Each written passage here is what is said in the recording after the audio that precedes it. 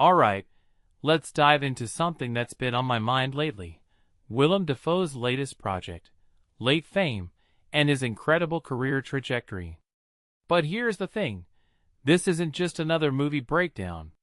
What makes this really interesting is how Dafoe, an actor known for his intense, often larger-than-life roles, steps into the shoes of a character who's essentially chosen obscurity.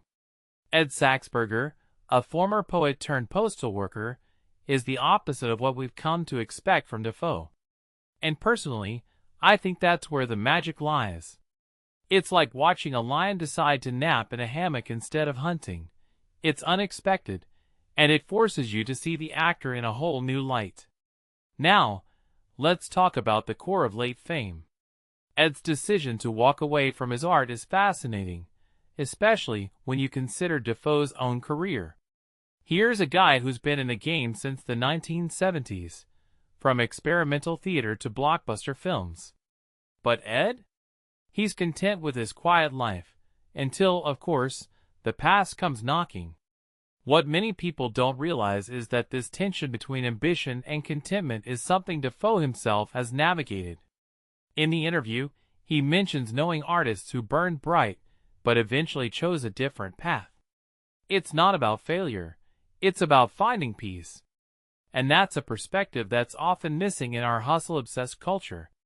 One thing that immediately stands out is Dafoe's collaboration with directors like Robert Eggers and Yorgos Lanthimos. These aren't just working relationships, they're partnerships that push boundaries. Take Eggers, for example. His films are like cinematic puzzles, dense, meticulous, and utterly immersive. Dafoe describes working with him as stepping into a fully realized world, where every detail matters. But here's the kicker, within that structure, there's freedom. It's like being handed a perfectly crafted sandbox and being told, go wild. That balance between control and creativity? It's what makes their collaboration so compelling. Now, let's zoom out for a second. Dafoe's career is a masterclass in versatility.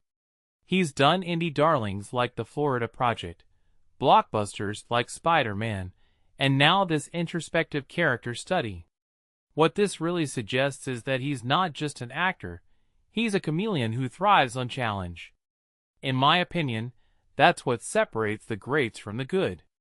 They're not afraid to take risks, to explore the uncomfortable. And Ed Saxberger? He's the epitome of that. A character who's chosen stillness in a world that glorifies noise. Here's a detail I find fascinating, the poem reading scene in Late Fame. Dafoe, who's not a poet, had to embody someone whose entire emotional journey is encapsulated in a few enigmatic lines. How do you prepare for that?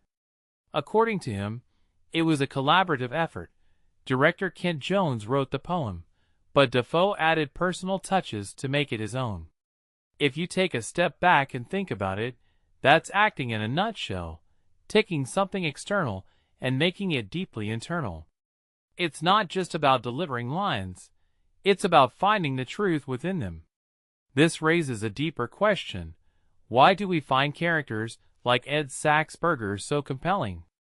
Personally, I think it's because they challenge our assumptions about success and fulfillment. In a world where fame is often equated with worth, Ed's quiet life feels almost radical. And Dafoe's portrayal?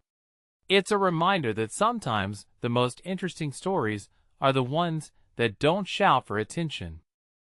So, here's my closing thought. Willem Dafoe's career is a testament to the power of curiosity.